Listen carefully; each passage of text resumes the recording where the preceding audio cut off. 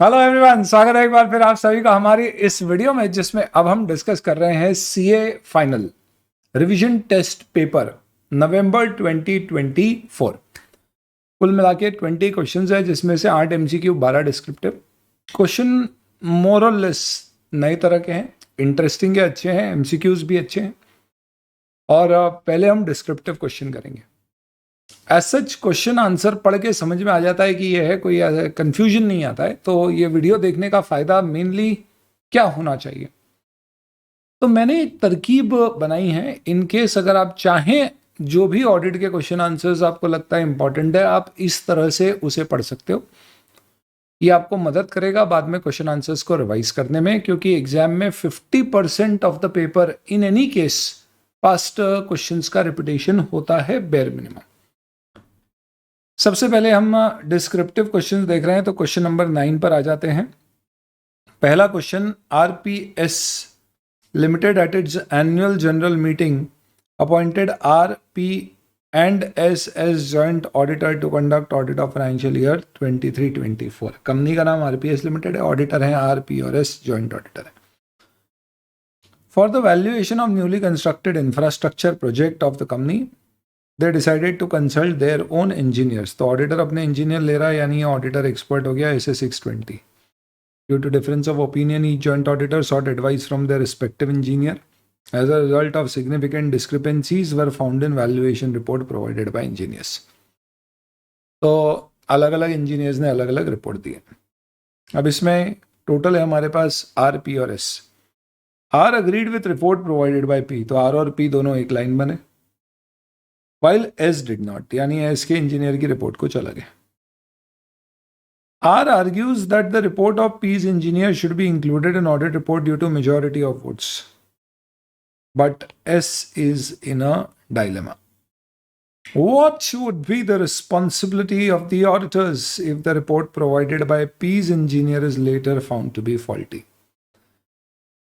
तो सबसे पहले अपन आंसर वन लाइन कंक्लूजन क्या होगा, मेजॉरिटी का रोल नहीं लगता, S separate audit report issue कर सकता है।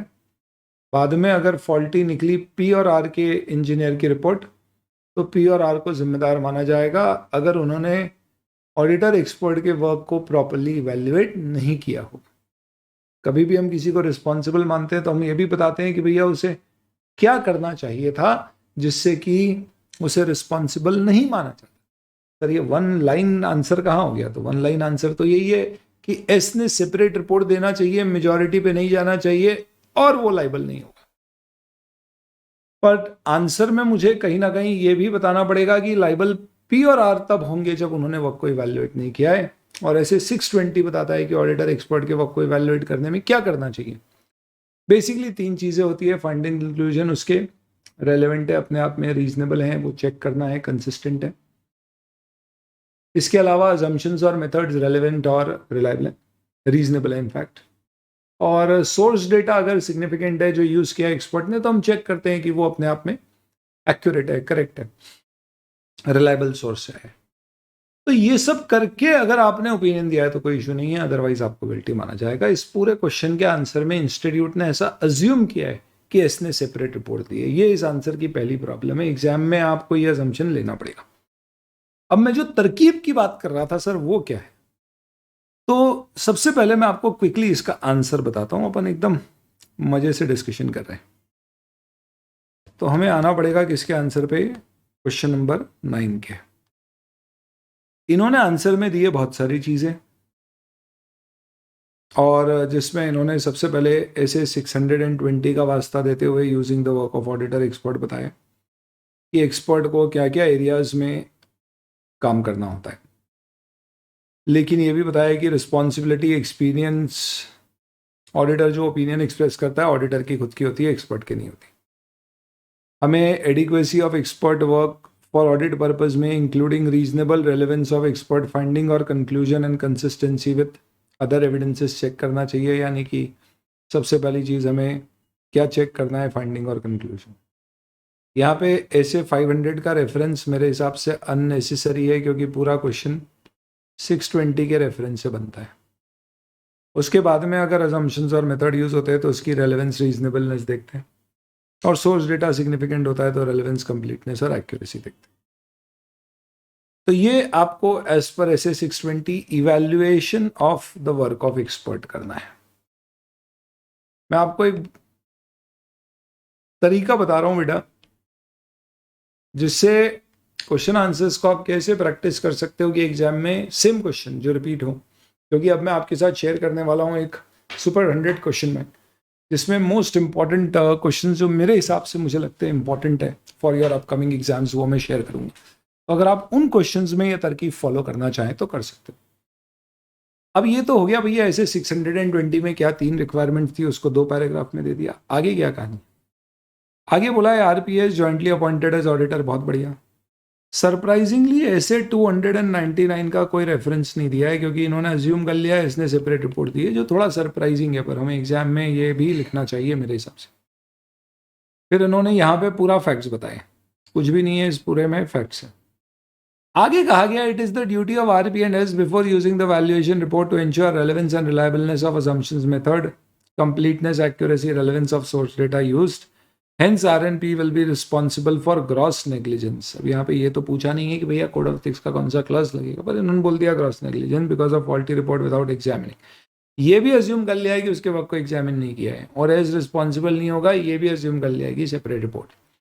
तो ये शायद कहीं कोई फॉरेन ऑथर की बुक से क्वेश्चन इंस्टीट्यूट ने चुराया होगा, और वहाँ पे फिर उन्होंने आंसर क्वेश्चन को थोड़ा सा क्लिप किया होगा, आंसर में कुछ क्लिप किया नहीं किया, तो इस तरह की हरकत हो गई। नो प्रॉब्लम, अपन उस पर ना जाएं, अपन आंसर को देखें। अब मैं आपको आपकी तरकीब बताता हूँ क्या करना है। ये आपके साथ PDF शेयर हो जाएगी, कहाँ पर? टेलीग्राम चैनल पे। पर कई स्टूडेंट्स ने कहा है सर हम टेलीग्राम पर इतने एक्टिव नहीं हैं, तो आपके लिए एक व्हाट्सएप का भी मैंने चैनल बनाया है, जहां पर अब नवंबर 24 के स्टूडेंट्स के लिए स्पेसिफिकली बनाया गया है। डिस्क्रिप्शन में लिंक है, आप मस्त ज्वाइन कर लो, और वहां पे अपना डिस्कशन चलेगा बेसिकली फॉर नवंबर 24। तो यहां पे देखिए आप ऐसे 620 क्या क्या लिखा है, मैंने वो लिख दिया यहाँ पे। ऐसे 620 का रेफरेंस है। इस तरह से आप क्या कर सकते हो, क्वेश्चन आंसर्स के अपने नोट्स बना सकते हो। एग्जाम्पल दिए हैं कहाँ कहाँ एक्सपर्ट का वर्क यूज़ किया है। हालांकि मेरे हिसाब से ये इतना ज़रूरी नहीं है, तो ऐसी कोई चीज़ लगेगी तो आप यहाँ पे लिख सकते हो भाई इंस्टीट्यूट ने दिया है, लेकिन ये अवॉइडेबल है। जब आप अपने नोट्स ऐसे बनाने की सोचो तो जो लग रहा है कि नहीं देना है वो आप छोड़ सकते हो, बट अब आप एज ए स्टूडेंट इतना कॉन्फिडेंटली जज नहीं कर पाओगे। फिर ऑडिटर की सोल रिस्पॉन्सिबिलिटी होती है ओपिनियन की, वो वाली पूरी लाइन आपको लिखनी है। 500 का रेफरेंस दिया है जो मेरे हिसाब से ज़रूरी नहीं है। 620 का रेफरेंस दिया है जिसमें evaluation of work of expert बोला है। Evaluation of work of expert में जो कीवर्ड्स हैं वो मैंने रेड में यूज़ किए। फाइंडिंग और कंक्लूजन में रेलेवेंस और reasonableness plus consistency, assumption method में रेलेवेंस, रीजनेबलनेस, सोर्स डेटा में रेलेवेंस, कंप्लीटनेस और एक्यूरेसी। आप ये समझ लो कि 5 मार्क के क्वेश्चन में 2 मार्क तो कम से कम इन सब चीज़ों के होंगे ही होंगे। ये कीवर्ड्स हैं इसके।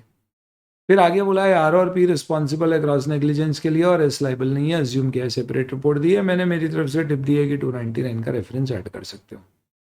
अब क्या हुआ, आपको ये क्वेश्चन पढ़ के 90% स्टूडेंट को आंसर तो पता होगा, हालांकि इस क्वेश्चन में जो एम्बिग्यूटी उसको अलग हटाते तो कि भाई क्या है इसमें, पर लिखने में की प्रॉब्लम है। और हम ऐसे 5 मार्क के क्वेश्चन में चाहेंगे मिनिमम 4 है, तो कंटेंट हमारा सारा कवर होना चाहिए। वो भी मार्क्स कैसे देगा, उसके लिए भी ऐसी होगी मार्किंग स्कीम की, चलो 2 मार्क इसके, ये रेफरेंस दिया और ये समझाया, समझो 1 मार्क उसका है। उसके बाद में ये जो आपने ओपिनियन दिया है फाइनली आपका, उसके 2 मार्क हैं। तो आपको मालूम पड़ गया, आपने सारी चीज़ें लिख दी, सब आ गया, तो आपको एटलीस्ट 4 तो मिलेगी। इस तरह से सारे क्वेश्चंस के आंसर्स मैंने बनाए। अपन पूरी RTP में यही डिस्कस करेंगे, इसी पे फोकस करेंगे, ताकि आप RTP के लिए ये PDF यूज कर लेना, और बाकी आपको लगता है ऐसे क्वेश्चंस में ऐसी मेहनत करना है तो आप कर सकते हो। मेरी कोई मदद लगे तो बड़ी तादाद में अगर जनसंख्या कहेगी कि हाँ सर कोई आप मेहनत कर दो, सुपर 100 का आप ऐसा शॉर्ट बना के दे दो, ऐसा अगर अपने को लगता है, तो उस पर्टिकुलर केस में अपन क्या करेंगे, we will think about it. But we will have to do sampling कि उसको कितने बच्चों को उसकी ज़रूरत है, नीड है।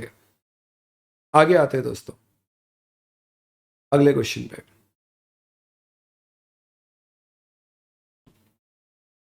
सही चल रहा है। Amro Limited, Amro, Bumro नहीं, Amro is a manufacturing and trading company of leather goods since last 10 years. Leather के गुड्स बनाते हैं, एनिमल्स को हम पहुंचाते हैं।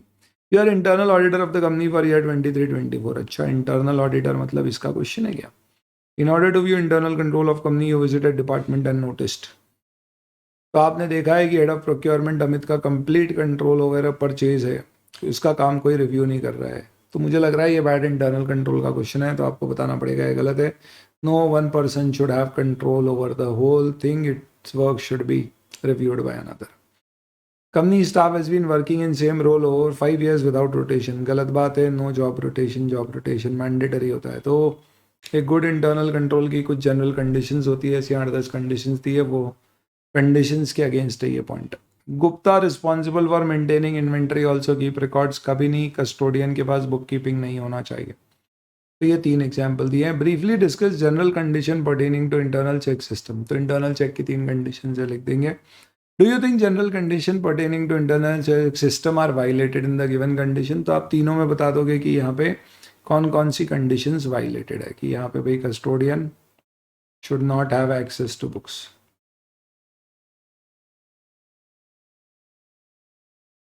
ये 3 कंडीशन वायलेट हुई है। पर उससे पहले आपको ये सारी कंडीशन देना पड़ेगी। जब आप समरी बनाओगे तो आप क्या करो, ये सारी कंडीशन नोट कर लो।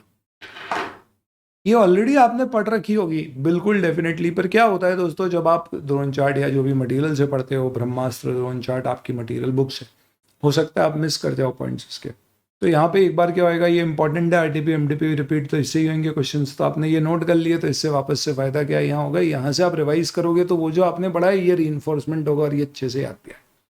तो ये जो इसके 10 पॉइंट है वो सारे के सारे यहाँ पे लिख रखे हैं कि भैया वन मैन आर्मी, वही मतलब कि एक सिंगल पर्सन के पास सारा काम नहीं होना चाहिए। एक का काम दूसरा रिव्यू करे, रोटेशन कंपलसरी हो, लीव पे भेजना है, कस्टोडियन बुक कीपर नहीं होगा। तो 3 तो इसी में से आ गए, ये 1, 2 और 3।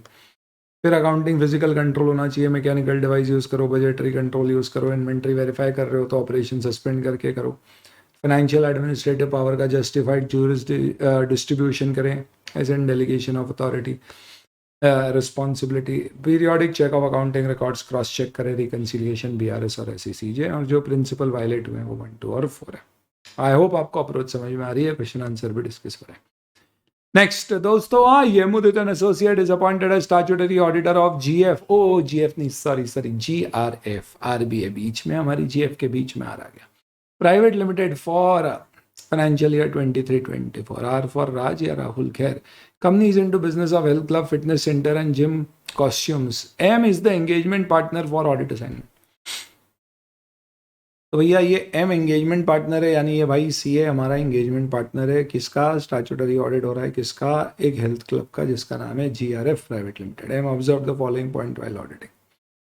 कस्टमर का बेस बहुत कम हो रहा है, क्रेडिटर के पेमेंट डिले हो रहे हैं, सैलरी प्रॉपर हो नहीं रही है, फाइनेंशियल रेशियोज खराब हो रहे हैं, बैंक करने मना कर दिया, लोन देने से going concern. What procedure should be followed in above circumstances by as per SA 570। तो आपको साफ साफ बोला हुआ है कि जब भी event or condition which cast significant doubt on entity's ability to continue as going concern, creating a material uncertainty, 5 चीजें चेक करना, वो लिखना पड़ेंगी। आगे, how auditor should deal with use of going concern accounting is appropriate but material uncertainty exists and aggregate disclosure of uncertainty is made in financial statement। कैसे auditor deal करेगा? अगर disclosure proper है, going concern लग भी रही है entity, लेकिन आपसे पूछा है कि आप कैसे इसको क्या करोगे, डील करोगे।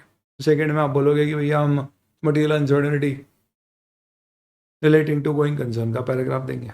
तो सबसे पहले तो आपको ये बताना है कि भाई गोइंग कंसर्न में अगर डाउट होता है तो आपको ये 5 चीज़ें करना होती है।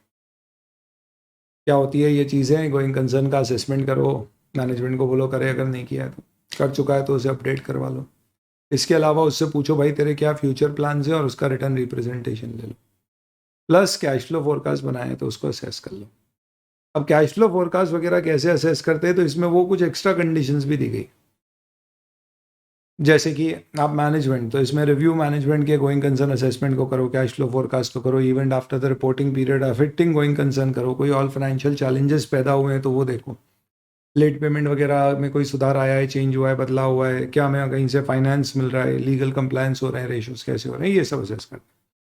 अगर डिस्क्लोजर दिया है तो material uncertainty relating to going concern paragraph देंगे, ड्रॉ अटेंशन टू नोट, और लिखेंगे कि ये event or condition significant doubt about uncertainty going concern, material uncertainty create करती है, लेकिन ये भी लिखेंगे कि हमारा ओपिनियन इस पर मॉडिफाइड नहीं है। जितनी चीज़ें इंपॉर्टेंट है ना दोस्तों सब यहाँ पर लिख दी है, ये क्रक्स है, आपको लिखना है। तो इससे क्या होता है, एक फ़ायदा ये आपको सीक्वेंस भी ध्यान रहेगा। कई बार अपन को मालूम रहता है ये लिखना है, पर उसमें जंबल अप कर जाते हैं, तो ये सीक्वेंस भी ध्यान है कि अच्छा इस फ्लो में लिखना है।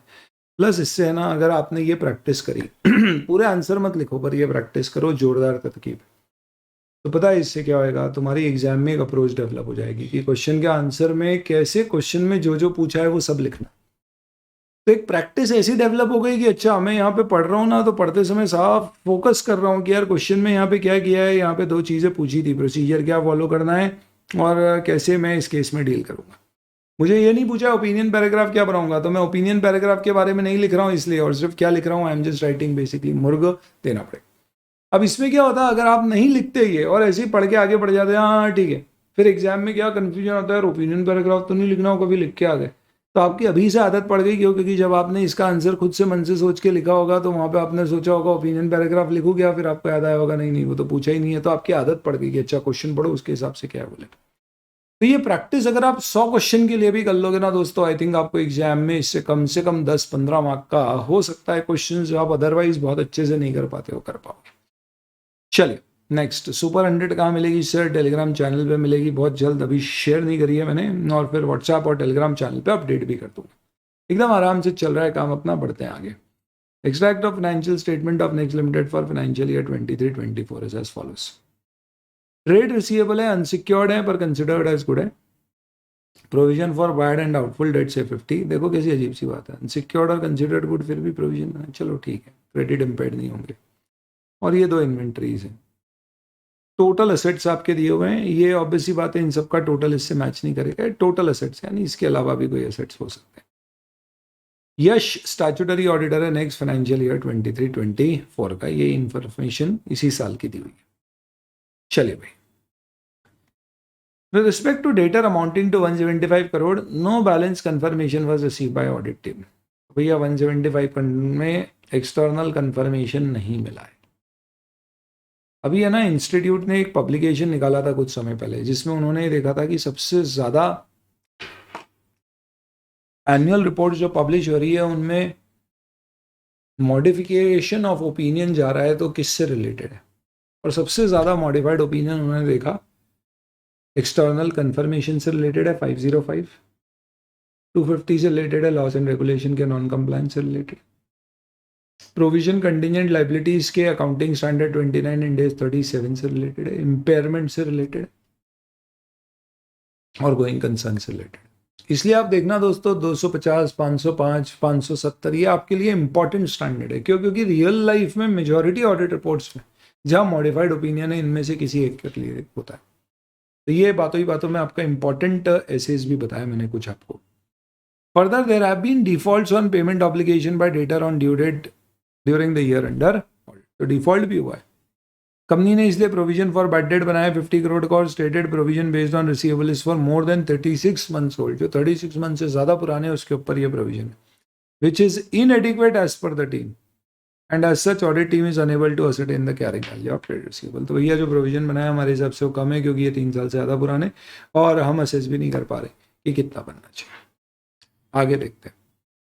In respect of inventory which constitute 45% of total assets of the company, तो इन्वेंट्री आपकी एसेट्स की 45% है, ऐसा ये बोल रहे हैं। 430 की है तो ठीक है, लग तो रहा है। During the reporting period, management has not undertaken physical verification of inventory at periodical intervals। 45% of the inventory नहीं, total asset का 45% inventory है जिसका physical verification management ने periodic interval पे नहीं किया। Also, company has not maintained adequate inventory record at factory। Factory पे inventory के रिकॉर्ड्स भी पर्याप्त नहीं। Audit is unable to verify undertake physical count as the value of inventory would not be verified. तो भैया मैं काउंट करके physical record ही नहीं है तो चेक करूंगा किससे, तो मैं कर ही नहीं पाया। अब डेफिनेटली दोस्तों आप बताइए इन दोनों केस में क्या आप ये बोल रहे हो कि मटेरियल मिसस्टेटमेंट है, या आप ये बोल रहे हो you are unable to obtain सही, दोनों में से क्या हुआ है बताओ। सर ये case unable to obtain sufficient appropriate audit evidence, मैं ये नहीं बोल सकता डेटर गलत है इन्वेंट्री गलत है, मैं बोल सकता हूँ चेक नहीं कर पा रहा। क्या ये परवेजिव है? ऑफ कोर्स परवेजिव है, ये मटेरियल और परवेजिव दोनों है। क्यों? क्योंकि 45% ऑफ टोटल असेट तो इन्वेंट्री है, प्लस ट्रेड रिसीवेबल अलग, यानी असेट का 50% से ज़्यादा में आपको डाउट है कि आप चेक ही नहीं कर पा रहे हो, तो आप क्या करोगे? इस केस में डिस्क्लेमर ही जाएगा। तो पहला पूछा है what kind of opinion should be given by CIS in given situation, तो डिस्क्लेमर होगा और ड्राफ्ट अ सूटेबल ओपिनियन और बेसिस फॉर ओपिनियन, तो इस क्वेश्चन में ही आ गया। मे 24 में भी इंस्टीट्यूट ने बेसिस फॉर ओपिनियन और सूटेबल ओपिनियन पैराग्राफ पूछा बेटा। तो ये ड्राफ्टिंग ऐसे 700 चैप्टर 7 बड़ा इंपॉर्टेंट है आपके लिए, 700 से ज़्यादा 705। ये देखो मैंने इसके लिए आपको समरी कैसे बना के दी। ट्रेड रिसीवेबल में कंफर्मेशन नहीं आया, इन्वेंट्री में कोई फिजिकल वेरिफिकेशन नहीं हुआ है, प्लस रिकॉर्ड्स इनएडिक्वेट है, इससे we are unable to obtain, सही ये लिखना।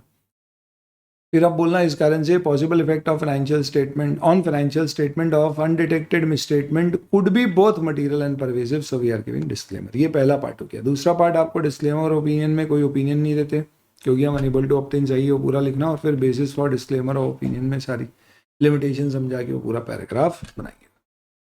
आ रहा है आपको समझ में?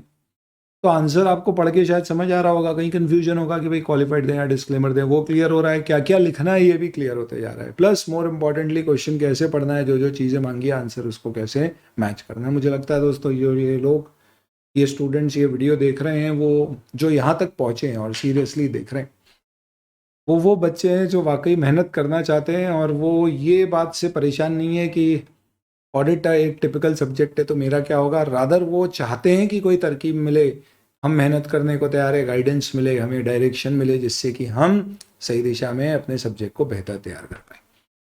वो जो बहुत ही चाह रहे हैं वो तो यहाँ तक पहुंचे ही नहीं है वीडियो के। तो इसलिए जो लोग यहाँ तक पहुंचे हैं एक बार कमेंट में लिखो नो भभूति रिक्वायर्ड। अगर वाकई आप फील करते हो कि ये एफर्ट डाल के काम होएगा, नो भभूति रिक्वायर्ड, तो मुझे भी समझ में आए कि अपन ये सब जो मेहनत करके बना रहे हैं आपके लिए वो कितनी यूटिलिटी रखता है। नो भभूति रिक्वायर्ड। चलिए दोस्तों आगे आएंगे। Vineet, auditor has been approached by Kub limited to examine the prospective financial information of the company. Prospective 3400। What factors should auditor consider before accepting the engagement to examine prospective financial information, and under what condition should he decline or withdraw? तो पहला पूछा है क्या factor देखे, दूसरा कब accept नहीं करें, एडिशनल क्या स्टेप्स लेंगे अग्रीमेंट को फॉर्मलाइज। तो आपके आंसर में ये तीनों चीज़ के मार्क्स होंगे, मे बी पहले वाले के 2, दूसरे वाले के 2, तीसरे वाले का 1, ऐसा कुछ। तो सबसे पहले फैक्टर्स क्या लेना है, तो कोई भी स्पेशल स्टैंडर्ड में फैक्टर क्या होता है, नॉर्मल फैक्टर ये होते हैं कि भैया आप सबसे पहले देखो इंटेंडेड यूज क्या इन्फॉर्मेशन का, कोई अजम्पशन मेथड यूज़ हो रहा है तो वो रीजनेबल है या नहीं। प्रोस्पेक्टिव में खासतौर पे हमें पीरियड देखना पड़ता है कि पीरियड कितना कवर किया जा रहा है, एलिमेंट्स उसमें क्या क्या दिए जा रहे हैं, और रिस्ट्रिक्टेड डिस्ट्रीब्यूशन होगा या नहीं रिपोर्ट का। कब एक्सेप्ट नहीं करोगे, जब आपको लग रहा है उसका इंटेंडेड यूज अनजस्टिफाइड है, इन्फॉर्मेशन अपने आप में पर्याप्त नहीं है, और जिसके आधार पर बनाया जा रहा है या हिस्टोरिकल बेस जो लिया जा रहा है वो अप्रोप्रिएट नहीं। अजम्पशंस में आप यहाँ पे चाहो तो लिख सकते हो, अजम्पशन 2 टाइप के होते हैं, हाइपोथेटिकल या बेस्ट एस्टिमेट, इनमें से कौन से यूज़ किए जा रहे हैं ये चेक करते हैं। और फाइनली फॉर्मलाइज कैसे करेंगे, तो एंगेजमेंट लेटर जैसी दूसरी एंगेजमेंट में बनता है वैसे ही बनेगा, 1 लाइन का आंसर खत्म। आप आंसर देखोगे तो बहुत बड़ा चौड़ा है, बट अल्टीमेटली यही कीवर्ड्स है, यही मुद्दे की बात है। आप ये लिख के आओगे 5 में से 4 पक्के हैं दोस्तों, पक्के। आगे नो भभूति।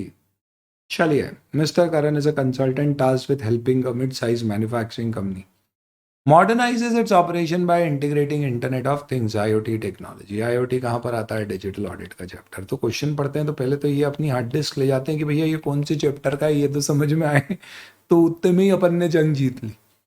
आइडियली इंस्टीट्यूट को ये भी बोलना चाहिए, चैप्टर का नंबर ही बता दोगे, नाम बता दोगे तो 1 मार्क तो उसका भी मिलना चाहिए। मेहनत करी बच्चे ने। Company wants to connect various devices such as manufacturing equipment, staff, smart home security service, investment management service. And they aim to leverage IoT to improve operational efficiency, predict equipment maintenance need, enhance overall security. ठीक है भाई। However, they are concerned about potential risk and their impact on their audit process. तो describe, यहाँ से question शुरू हो रहा है। Key components and benefit of IoT। 2 चीजें पूछ ली है भैया, एक तो की कॉम्पोनेंट क्या है, दूसरा बेनिफिट क्या है। Risk associated with IoT implementation, तीसरी चीज पूछ ली है रिस्क। चौथा implication for company audit process, ये चौथी चीज पूछ ली। फिर how should company address the concern and ensure smooth transition, ये 5वीं चीज पूछी। ये लो बेटा, ऐसे पढ़ते हैं क्वेश्चंस को। तो सबसे पहले की कंपोनेंट्स क्या होते हैं, तो अब ये तो आपको थ्योरी याद होगी तो ध्यान होएगा, इंटरनेट ऑफ थिंग्स। तो यहाँ पे सबसे पहले क्या होता है, नॉर्मली इंस्टीट्यूट ऐसे क्वेश्चन में एक छोटा सा इंट्रोडक्शन दे देता है, IoT होता क्या। तो थोड़ी उसकी डेफिनेशन या इस तरह से बता दिया कि भैया ये कोई भी क्या है, connecting any device to the internet, ऐसा कुछ भी 1-2 लाइन का। कंपोनेंट क्या क्या होते हैं, तो IoT का सिंपल रूल होता है कि कोई भी इंटरनेट ऑफ थिंग्स, जैसे फॉर एग्जांपल हमारे बाबूजी खेती करते हैं और कई बार ऐसा होता है कि उनको धूप में जाना पड़ता है, वहाँ पर पानी देने के लिए स्प्रिंकलर्स लगा रखे हैं उसे चालू करने के, तो हमने उसको कनेक्ट करवा दिया इंटरनेट से, और एक ऐप बनी हुई है, ऐसे सॉफ्टवेयर आते हैं और इक्विपमेंट आते हैं वैसे लगा दिए, और उस ऐप से अब क्या किया जाता है, बस आप टाइम पे जाइए और चालू कर दीजिए पानी और बंद कर दीजिए, वो वहीं से एक्टिवेट हो जाता है। जैसे अपन स्मार्ट लॉक्स होते हैं घर के, खोल सकते हैं उस तरह के। तो इससे क्या फ़ायदा है, तो उससे पहले हमारे कंपोनेंट क्या है, तो सबसे पहले वो क्या करेगा, वो डेटा कलेक्ट करता है, इन्फॉर्मेशन उसे सबसे पहले क्या कलेक्ट करनी है, he has to first collect the data and do an analysis of the data. अब मैं यहाँ घर बैठे बैठे दबा रहा हूँ और पानी जा रहा है, उससे अच्छा तो और ये हो कि भाई वो ऑटोमेटिकली सेंस कर ले क्या कि क्या पानी की ज़रूरत है, क्या पानी अवेलेबल है, और उसके बेसिस पे अपने आप स्प्रिंकलर चालू हो जाए।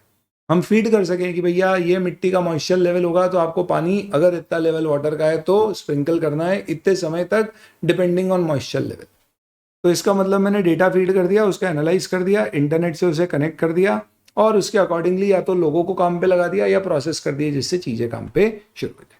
ये प्रोसेस है, खत्म हो गया। नेक्स्ट, बेनिफिट्स अलग से नहीं दिए हैं, यूजेज दिए हुए हैं कि भैया इसकी कनेक्टेड कार्स होती है, स्मार्ट होम इक्विपमेंट्स होते हैं। रिस्क क्या होता है भैया, डिवाइस हाईजैक हो जाएगा, किसी ने हाईजैक कर लिया, मतलब क्या हुआ, अपने कंट्रोल में ले लिया पूरे डिवाइस को, डेटा साइफनिंग हो गई, लूट लिया हमारे डेटा को, डिनायल ऑफ सर्विस अटैक हो गया कि भैया हम यूज़ ही नहीं कर पा रहे हैं, किसी ने हाईजैकिंग कर दी है, डेटा ब्रीच और थेफ्ट। तो बेसिकली IT में यही होता है इंटरनेट। हमारे ऑडिट प्रोसेस पे क्या इम्पैक्ट होगा, तो भैया हमारे पास जो मैनुअल डेटा अवेलेबल होता था चेक करने का, वो नहीं होगा, तो मैनुअल कंट्रोल्स ज़्यादा आसानी से वेरीफाई किए जा सकते थे, अब वो नहीं होंगे, क्योंकि सब कुछ अपने आप इंटरनेट से ऑटोमेटिकली एग्जीक्यूट हो रहा है। तो ऑडिटर को भी अपस्किल होना होगा इन सब चीज़ों को समझने के लिए, और इससे कंज्यूमर फेसिंग नए टूल्स की नई तरह की रिस्क आएगी। जैसे कंज्यूमर फेसिंग रूल्स क्या हो रहा है, फॉर एग्जांपल हमारे स्टोर पे हमने मोबाइल टैप फैसिलिटी लगा रखी है, होता है ना आपका, कि आप मोबाइल से सिर्फ क्या करोगे, अपने मोबाइल पे जाके सामने टैप करो तो पेमेंट हो जाता है। तो ये नए तरह के रिस्क है कंज्यूमर का, इसमें ज़्यादा पैसा निकल गया ऐसा कुछ, तो ये बस ये सब दिया हुआ है, मैंने सिर्फ एक बार वापस से लिखा है, और आपको सिर्फ इसलिए ताकि आपको एक तरकीब भी समझ में आ जाए कि क्वेश्चन आंसर्स कैसे करते इंपॉर्टेंट वंस। अगले पे आते हैं दोस्तों ग्रुप ऑडिट के ऊपर। You are appointed as auditor of imperial industry limited, a listed company with turnover of 3.5 billion rupees, operating through 15 business units, nearly 200 branches across country. Industry is a key supplier to American building and construction market. As an auditor, how will you draft the report in case? ये पूरी कहानी दी है और पूछ रहे हैं report draft करनी है। Component auditor reports on financial statement under accounting framework different from that of the parent. यानी हमारा कोई कंपोनेंट है, सब्सिडरी आउट ऑफ इंडिया है, उसका फ्रेमवर्क थोड़ा सा अलग है, यानी इंडिया फॉलो नहीं कर रहा है, तो उस केस में हम कैसे क्या करेंगे, रिपोर्ट ड्राफ्ट करेंगे। Second, component auditor reports under other framework. तो जो सब्सिडरी का ऑडिटर है वो ऐसे इसके अनुसार ऑडिट नहीं कर रहा है, लेट्स से US स्टैंडर्ड्स के अनुसार कर रहा है, US की सब्सिडरी। और अगर कोई फाइनेंशियल स्टेटमेंट ऑडिट नहीं हुआ है, तो आखिरी में रिपोर्टिंग में आपको याद है 5 सिचुएशन दी हुई है, ये उसमें से आखिरी की 3 सिचुएशन। अब आपको अगर याद होगा तो कंपोनेंट के फाइनेंशियल स्टेटमेंट्स अगर दूसरे फ्रेमवर्क में बनते हैं तो 2 ऑप्शन होते हैं। पहला ऑप्शन होता है कि भैया उसके फाइनेंशियल स्टेटमेंट वो कन्वर्ट करें as per parent's financial statement reporting framework, और वो जो कन्वर्जन हुआ है उसका एडजस्टमेंट प्रिंसिपल ऑडिटर चेक करें। या फिर दूसरा तरीका ये होता है कि कंपोनेंट बहुत सारे होते हैं तो हम उनको ही हमारा एक ग्रुप अकाउंटिंग मैनुअल दे देते हैं जो पेरेंट की अकाउंटिंग पॉलिसी के ऊपर बेस्ड होता है, और बोलते हैं कि इसके बेसिस पर तुम क्या करो, अपने फाइनेंशियल स्टेटमेंट्स को अपने ही लेवल पे, यानी US की सब्सिडी को बोल दिया तू ही 2 फाइनेंशियल स्टेटमेंट बनाना, एक US गैप के लिए और एक पेरेंट कंसोलिडेशन के लिए, और ये मैनुअल यूज कर ले, इससे बना देना। और एक तो काम कर अपने ऑडिटर से उसका भी ऑडिट करा दे और उसकी रिपोर्ट भेज दे, तो प्रिंसिपल ऑडिटर की मेहनत कम होगी। तो ये वाली सिचुएशन में हम प्रिंसिपल ऑडिटर अदर ऑडिटर पे ऐसे 600 के आधार पे रिलाई करके रिपोर्ट में रेफरेंस देके कि हमने उसके ऊपर रिलाई किया है, उसकी रिपोर्ट को यूज कर सकता है। इतना सब लिखना। अब दोस्तों क्या होता है, ये तो मैंने इतनी बार पढ़ाया, मुझे मालूम है, आपको मैंने इतनी बार समझाया, आप पढ़ते समय समझ गए, पर एग्जाम में जब ये चीज़ लिखने आती है तो क्लैरिटी ऑफ थॉट्स इतनी स्ट्रांग नहीं आएगी। तो उसके लिए या तो आप सुनो अच्छे से, पढ़ो अच्छे से, अपने शॉर्ट नोट्स बनाओ, या आपने क्लास में सुन रखा है इतने अच्छे से और आपके ध्यान है, नहीं तो फिर आप ऐसा कर सकते हो, जहां भी ऐसा कंफ्यूजन आए छोटी सी चीज़ों का नोट बना दो। पहला 3 चीज़ें हैं इसमें, तो सबसे पहला मैटर है फाइनेंशियल स्टेटमेंट का रिपोर्टिंग फ्रेमवर्क डिफरेंट है। तो कैसे पॉसिबल है, ये भी थोड़ा सा मैंने बोला ना कि इंट्रोडक्शन दे दो कि भैया फॉरेन सब्सिडरी है तो उस केस में हो सकता है कि वहाँ का फ्रेमवर्क अलग हो, ऐसा मेरे हिसाब से स्किप भी कर सकते हो। आगे, पेरेंट कन्वर्ट करेगा या तो फाइनेंशियल स्टेटमेंट या फिर component financial statement group accounting policy parent की पॉलिसी को यूज करते हुए ग्रुप अकाउंटिंग मैनुअल से बनाएगा। इस केस में लोकल कंपोनेंट ऑडिटर करेगा, रिपोर्ट करेगा, प्रिंसिपल ऑडिटर चेक करेगा ग्रुप अकाउंटिंग पॉलिसी सही है या नहीं है, प्लस डिसाइड करेगा कंपोनेंट ऑडिटर पे रिलाई करना है या नहीं, और रेफरेंस देगा रिपोर्ट।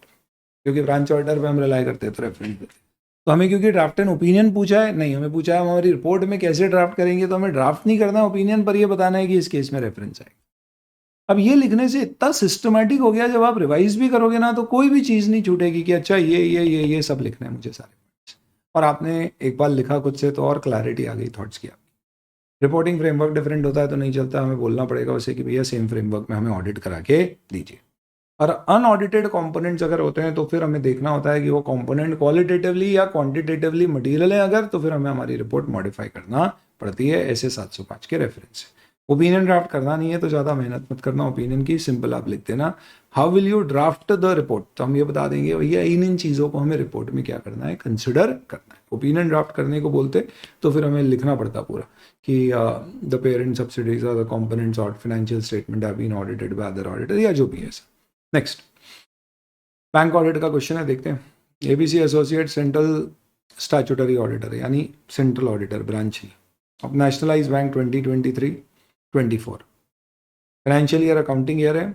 आदि ऑडिट मैनेजर ने कुछ फॉलोइंग इश्यूज नोट किए और उसे टीम के सामने रखा। इसने देखा है कि एक कंसोर्शियम कैश क्रेडिट फैसिलिटी है प्राइम लिमिटेड को, तो भैया कंसोर्शियम एडवांस का बेसिक क्वेश्चन होता है, लीड बैंक के बेसिस पे क्लासीफाई नहीं होगा, हम हमारे खुद के रिकॉर्ड्स के हिसाब से करेंगे।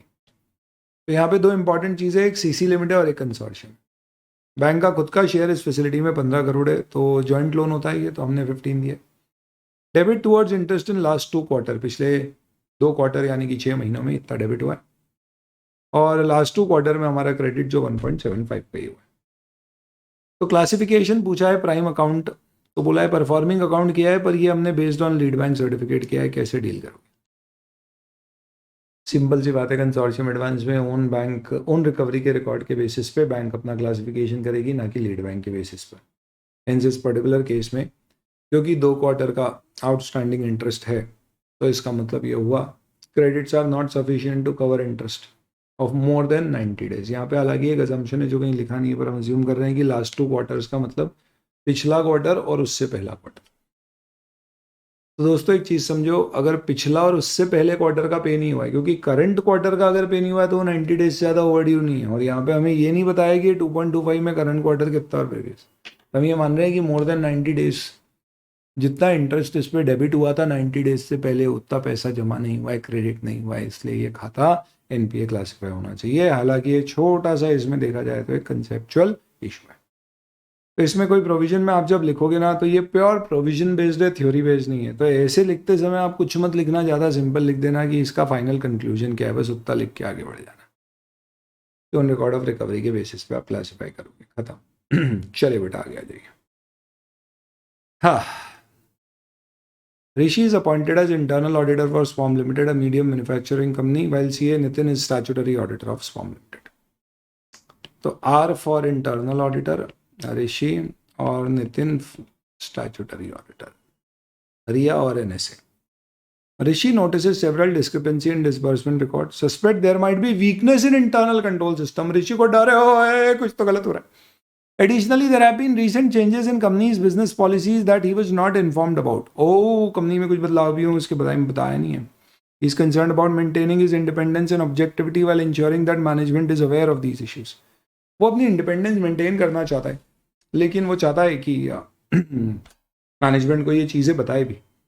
What are the responsibility of Rishi as internal auditor with respect to accounting function and financial records? Class में ऐसे डिस्कस करते थे कि भैया इंटरनल ऑडिटर को कैसा होना चाहिए, थोड़ा टच में रहना चाहिए मैनेजमेंट से, बातें करते रहे, उनको बताते रहे जो जो चीज़ें उनके काम की है, ताकि उनसे भी उनको बिजनेस की अपडेट मिलते रहे, पर इसमें ज़्यादा करीब ना हो जाए, इंडिपेंडेंस लूज ना कर दे. इसलिए कभी भी आप अकाउंटिंग एडमिनिस्ट्रेशन के एग्जीक्यूटिव फंक्शंस खुद परफॉर्म नहीं करोगे और आपका काम सिर्फ रिव्यू का रहेगा. तो ऐसे 6 पॉइंट्स होते हैं, तो आपको वो पॉइंट्स लिखना है. यही अकाउंटिंग फंक्शन और फाइनेंशियल रिकॉर्ड्स से रिलेटेड इंटरनल ऑडिटर का काम है. तो ये एक बार आपको ऐसे लिखना है. मैंने सीक्वेंस ऐसे बनाया है, flow. Internal control system assess करेगा, हर इंटरनल ऑडिटर का पहला काम ही होगा. खुद एग्जीक्यूशन नहीं करेगा, इंडिपेंडेंटली काम करना है. मैनेजमेंट को चीज़ें बताओ, पॉलिसी डेफिशिएंसी या कहीं कुछ गड़बड़ है तो उससे क्लोज एसोसिएशन रखो ताकि वो भी आपको updates they about changes in policies और बिजनेस, लेकिन अपनी इंडिपेंडेंस कभी भी लूज नहीं करना। ये 6 पॉइंट्स। इसके बाद सेकंड पार्ट में पूछा है क्या, Nitin asked Rishi, statutory auditor asked internal auditor to provide direct assistance regarding evaluation of appropriateness of management use of going concern assumptions. Sorry boss, गलत है ये। इन view of standard on auditing क्या direct assistance मांग सकते हैं, तो हम बोलेंगे डायरेक्ट असिस्टेंस मांगा जा सकता है ऐसे 610 में, but not for matter where significant judgement is involve, going concern is a significant judgement matter. Institute ने अपने सोल्यूशन में क्या किया है, इतना देने के अलावा कुछ एग्जाम्पल्स और दे दिए हैं कि भैया ये वो एरियाज हैं जहाँ सिग्निफिकेंट जजमेंट इन्वॉल्व होता है, इसलिए आपको गोइंग कंसर्न यहाँ पे नहीं लेना चाहिए, इंक्लूडिंग गोइंग कंसर्न क्या डायरेक्ट असिस्टेंस, बस इतना सा दिया और कुछ नहीं। तो तुम्हारे दिमाग में 100 चीजें और आई। तो एक और बार सुनो, फायदा क्या है इसका, जब आप ये क्वेश्चन आंसर करोगे और मन से सोचोगे ये, तो आपको बहुत सारी चीजें आएंगी, ये भी लिख दूं, ये भी लिख दूं, ये भी लिख दूं, वो सब आप वीड आउट करोगे कि ये नहीं आना चाहिए, ये नहीं आना चाहिए, ये नहीं आना चाहिए, कब जब आप आंसर पढ़ोगे। तो स्टैंडर्ड्स के आंसर प्रिपेयर करने का ये रॉक सॉलिड तरीका है दोस्तों। आप ऐसे अगर स्टैंडर्ड के 50 क्वेश्चन कर लोगे ना प्रैक्टिस, थोड़ा समय लगेगा बट आपके पास सॉलिड तरीका आ जाएगा एग्जाम में आंसर कैसे लिखें।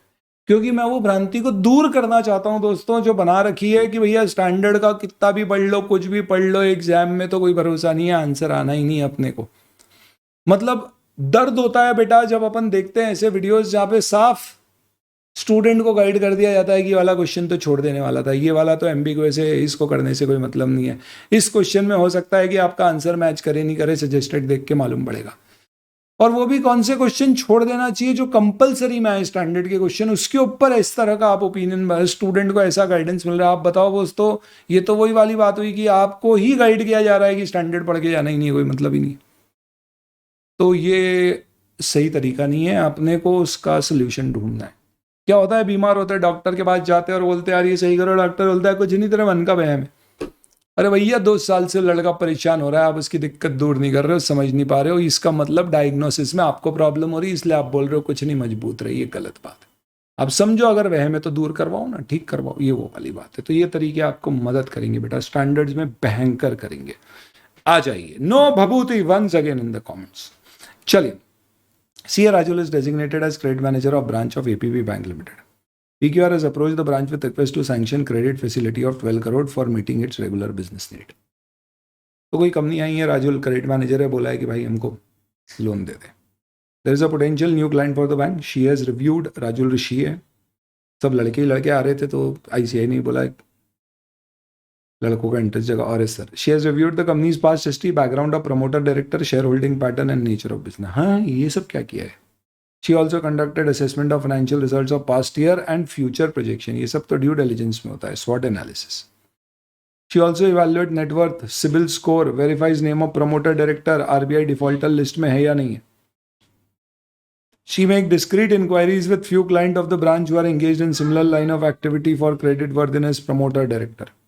इन सब के आधार पे आपको बताना है कि क्या प्रोसीजर राजुल ने फॉर्म किए हैं, ड्यू डिलिजेंस, और उसकी डेफिनेशन दे दीजिए. Would your answer be different if this activity was to be performed by a person not qualified by a chartered accountant? No, due diligence review कोई भी करे सेम ही होता है. क्या नॉन CA कर सकता है? हाँ, क्योंकि इसमें ऐसी कोई क्वालिफिकेशन प्रोफेशनल की जरूरत नहीं है. कोई भी ऐसे दूसरे एरिया बताइए जहाँ पे ड्यू डिलिजेंस लिया जा सकता है.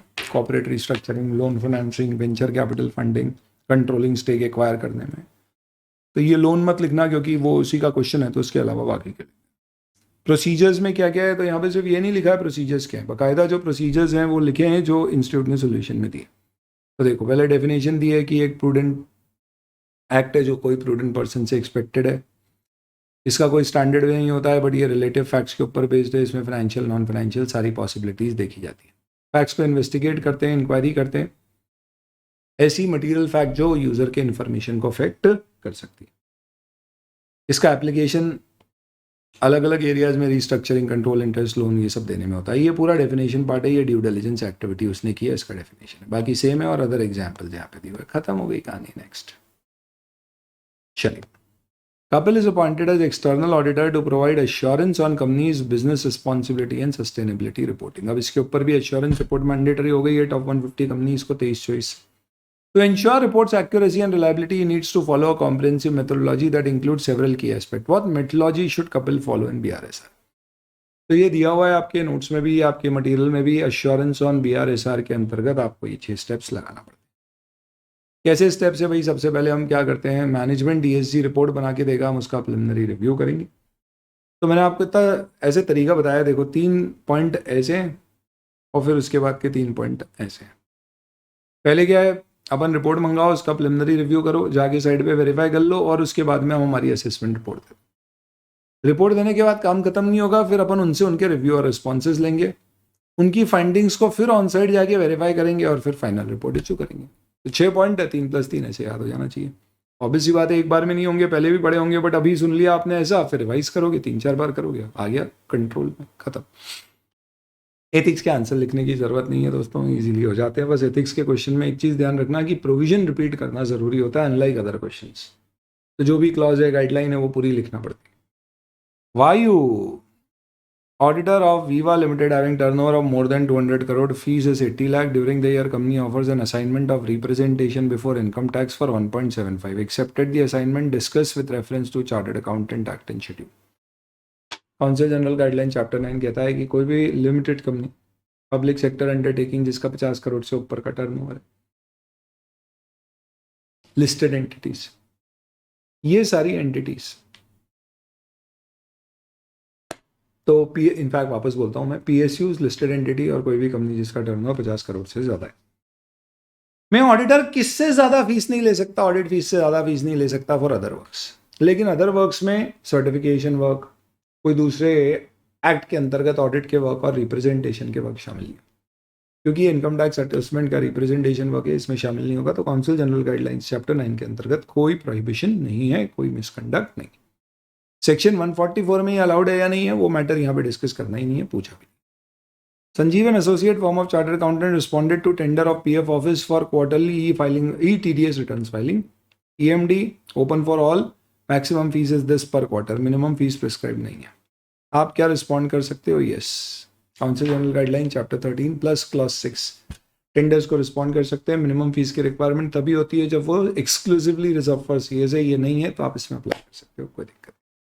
इसके आंसर देखने की जरूरत नहीं है, इजीली बन जाते हैं दोस्तों। बधाई, इसी के साथ आपकी आरटीपी का टेंशन खत्म, प्लस क्वेश्चन के आंसर्स भी अपन ने देख लिए, प्लस आपको रिवाइज करना होंगे आंसर, तो उसके मैंने समरीज भी बना के दे दी, और एक बहुत शानदार तरीका अपने को आगे के लिए मिल गया है कि कैसे क्वेश्चन आंसर्स को प्रिपेयर करना है। अपनी जो सुपर 100 क्वेश्चन बैंक आएगी उसमें आप ये अपना तरीका अप्लाई करोगे, this could really create some real important impact on your preparations. ठीक है दोस्तों, चलो बहुत बढ़िया चल रहा है, चलो आगे बढ़ते हैं। अब MCQs की बारी। अच्छा है इंटीग्रेटेड केस स्टडी, लंबा चौड़ा है, मैं आपको फटाफट समझा देता हूँ। टॉप 1000 लिस्टेड कंपनी में मार्केट कैपिटलाइजेशन से CFO को MD का कॉल आया, बोला 90 लाख बैंक अकाउंट में ट्रांसफर कर दूँ। जब CFO से क्वेश्चन किया गया तो बोला फास्ट मूविंग कंज्यूमर गुड्स हैं, 30% कंपनी का रेवेन्यू नेक्स्ट लिमिटेड से आता है और ये विद इन द लिमिट है और बिना अप्रूवल के हम इस पैसे को दे सकते हो। तो इस एक्सप्लेनेशन से सेटिस्फाइड CFO ने पैसे ट्रांसफर कर दिए। ठीक है, नेक्स्ट लिमिटेड होगा अपना क्या supplier. End of the month जब हम BRS बना रहे थे, CFO ने रियलाइज किया कि 90 लाख के 5 इंक्रीमेंटल पेमेंट हो चुके हैं नेक्स्ट को। ये सब अनरिकंसाइल्ड है, बुक्स में एंटर भी नहीं हुए हैं। CFO ने MD को बताया और बोला आपने वीडियो कॉल किया था तो मैंने पेमेंट कर दिया। MD ने बोला मैंने तो कोई वीडियो कॉल किया ही नहीं। वाह। MD और CFO ने फॉरेंसिक एक्सपर्ट को अपॉइंट किया जिसने ऑब्जर्व किया कंपनी में साइबर अटैक हुआ है सोफिस्टिकेटेड AI टूल से। लग रहा था पहले क्वेश्चन इंटरनल कंट्रोल्स का, अब लग रहा है डिजिटल ऑडिट। रिवील किया कि वीडियो कॉल जो CFO को किया गया था वो फेक था, कंपनी के द्वारा लैपटॉप ऑन नहीं था, उससे था। हैकर ने CFO के लैपटॉप पे अटैक करके बैंक अकाउंट की डिटेल, ऑथराइजेशन, इन्फॉर्मेशन ये सब ले ली। पुलिस को और अप्रोप्रिएट अथॉरिटी को इन्फॉर्म किया।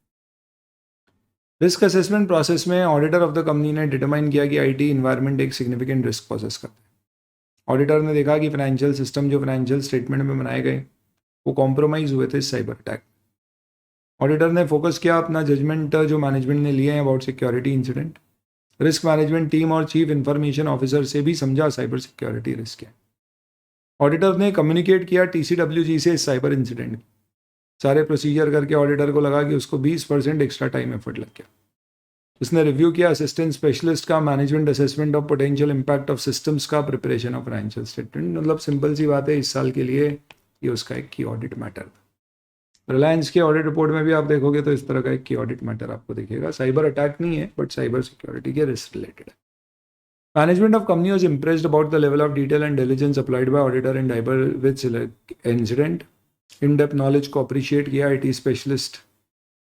मैनेजमेंट को लगा ऑडिटर सही होगा IT सिस्टम्स ऑडिट करने के लिए कंपनी का, और प्रपोज किया है कि आप सिस्टम ऑडिट भी हमारा कर लो। तो कंपनीज एक्ट में आप systems implementation, designing services, auditing services नहीं दे सकते अगर आप कंपनी के ऑडिटर हो तो। Stakeholder of company believe integrated reporting prescribe by IRC should be prepare by management, primary purpose to tell financial capital कैसे बढ़ती है, इरोड होती है। इससे रेलिवेंट इन्फॉर्मेशन फाइनेंशियल और नॉन फाइनेंशियल कंपनी की एबिलिटी टू क्रिएट वैल्यू और ultimately इन सारे एरियाज में इम्पैक्ट क्या है बता पाएंगे। थोड़ा जल्दी पढ़ दिया। आपको बुलाए साइबर अटैक जो हुआ है ये क्या है? स्पूफिंग है, when you basically impersonate yourself as someone else. Partner confused है कि क्या ऑडिट रिपोर्ट इम्पैक्ट होगी साइबर इम्पैक्ट के असिस्टेंट से, तो की ऑडिट मैटर रिपोर्ट किया जाएगा, ये रखा, पढ़ लेना आप बाकी। Integrated report endorse by SEBI. Company secretary का व्यू है कि ये मैंडेटरी है लिस्टेड एंटिटी के लिए। मैंडेटरी सिर्फ BRSR की रिपोर्ट है आज की तारीख में, बाकी ये सब वॉलंटरी। तो कंपनी सेक्रेटरी का व्यू करेक्ट है? नहीं है, इनकरेक्ट है, क्योंकि ये वॉलंटरी है for top 500 listed companies. Company secretary correct है, थ्रेशोल्ड मीट हो रहा है। इनकरेक्ट है, टॉप 1000 है, तो ये टॉप 500 के लिए वॉलंटरी है। ये आप थोड़ा सा याद रख लेना दोस्तों, ये एक पर्टिकुलर मैटर आप ध्यान रखिएगा। Integrated reporting is optional for top 500 listed entities. हालांकि ये 2017 के दौरान किया गया था, फिर BRSR आ गया तो इसका इतना रेलेवेंस नहीं था, तो हमने इस पर कभी फोकस नहीं किया। बट ये MCQ में वो चीज़ आ रही है। आगे, integrated reporting comprises 6 category of capital. सही है। कंपनी ने ऑब्जर्व किया है कि उसने इंटेंजिबल एसेट कैपिटलाइज किया और roof top solar equipment balance sheet में। तो इंटेंजिबल एसेट और रूफटॉप इक्विपमेंट है। इंटीग्रेटेड रिपोर्ट में पेटेंट और सोलर इक्विपमेंट को कैसे डिस्क्लोज करेंगे? पेटेंट तो इंटेलेक्चुअल कैपिटल है, तो यही वाला आंसर होगा। दूसरे को नेचुरल मान लो, नहीं भी समझ में आ रहा है। ऐसे सोलर है तो नेचुरल होगी, सिर्फ इक्विपमेंट की बात करते तो मैन्युफैक्चर्ड होती। Can auditor accept system audit? नहीं कर पाएंगे, नो का एक ही ऑप्शन है, खत्म। CA Vijay qualified November 2022, started practice, enough time on other activity, 4 option है। Do you think CA Vijay needs specific or prior permission for any of these? Part-time tutorship under coaching चलेगा। Editorship of journal other than professional journal, इसके लिए उसको permission लेना पड़ेगा। तो ये सबसे पहले दिया। RK auditor of Shipra resigned from post due to personal reason। Personal reason resign किया। SP appointed subsequent auditor of company by board of director during, हालांकि बोर्ड अपॉइंट करेगा, शेयर होल्डर अप्रूव करेंगे 3 महीने में। Conclusion of audit for 23-24 should SP mention RK's resignation in कारो, clause 18 में report कर। SMN limited management consultancy form है 15 साल से। कंपनी के फाइनेंशियल रिपोर्टिंग प्रोसेस साउंड है और स्टैट्यूटरी ऑडिटर ने क्लीन रिपोर्ट इशू की है अभी शुरू से अभी तक। मैंडेटरी ऑडिट रोटेशन के कारण नए ऑडिटर को अपॉइंट किया है। हमने प्रोसीजर परफॉर्म किया करंट ईयर और ओपनिंग बैलेंस पे, कोई सिग्निफिकेंट इश्यू ऑब्जर्व नहीं हुए हमारे, तो क्लीन रिपोर्ट हम देना चाह रहे, जिसे किसमें शामिल किया गया है? Other matter paragraph in draft report. Noting that previous year financials were audited by different auditor. हम देखा कि भैया पिछले साल के फाइनेंशियल स्टेटमेंट किसी और ऑडिटर ने ऑडिट किया और इस साल हमें है सब क्लीन, हमने ओपनिंग चेक भी किया है। तो हम एक अदर मैटर पैराग्राफ देना चाह रहे हैं अपनी रिपोर्ट में। यानी मुद्दे में हुआ ये दोस्तों कि एक नया ऑडिटर आया, पिछला वाला गया, हटाने की कोई बात नहीं थी, रोटेशन के कारण गया, सब रिपोर्ट क्लीन थी, आने वाले ने भी ओपनिंग सब चेक कर लिया, उसको भी सब क्लीन मिला, फिर भी वो एक अदर मैटर का रेफरेंस देना चाह रहा है कि प्रीवियस ईयर के financial statement audited by other auditor. Management ने रिक्वेस्ट किया है कि ये रेफरेंस MNO एंड एसोसिएट्स अपनी रिपोर्ट से हटा दे, इसकी कोई जरूरत नहीं। पर ऑडिटर अग्री नहीं कर रहा है मैनेजमेंट से, तो एडवाइस करिए क्या है। अगर आप ऐसे 710 कंपेरेटिव फाइनेंशियल स्टेटमेंट्स पढ़ोगे तो उसमें साफ साफ लिखा हुआ है कि अगर प्रीवियस ईयर का ऑडिट किसी दूसरे ऑडिटर के द्वारा हुआ है तो ऑडिटर अदर मैटर पैराग्राफ दे सकता है इफ परमिटेड बाय लॉ और रेगुलेशन। अगर आप इंटरनेशनल स्टैंडर्ड्स देखोगे ना, वहां लिखा है if not prohibited by law and regulation. इसका मतलब क्या हुआ कि आप दे सकते हो अगर लॉ मना ना करे, पर इंडिया में लिखा है if permitted by law and regulation, यानी अगर लॉ स्पेसिफिकली परमिट कर रहा है तो ही आप दे सकते हो, नहीं तो नहीं दे सकते। क्या रेफरेंस? तो इंस्टीट्यूट ने इसमें जो आंसर दिया है वो बोला है कि auditor is correct and it is in line with standard on auditing. Auditor is required to include such reference in the report under other matter paragraph which require referencing the previous year auditor when applicable. ये इन्होंने सही माना है, ये याद कर लो, पर मेरे हिसाब से गलत है। ऑडिटर इज रिक्वायर्ड, यहाँ पे एक्चुअली एक लाइन होना चाहिए when permitted by applicable law और रेगुलेशन, तो ही उसे देना क्या है, रिक्वायर्ड है, अदरवाइज रिक्वायर्ड नहीं है। इंडिया में as such companies act law specifically कहता नहीं है देने। तो ये अपना आरटीपी का डिस्कशन कंप्लीट हो जाता है दोस्तों। इसी के साथ एफआर की आरटीपी शेयर्ड है ऑलरेडी, ऑडिट की आरटीपी आपके पास आ गई, और क्या चाहिए कमेंट्स में बताइए। बाय।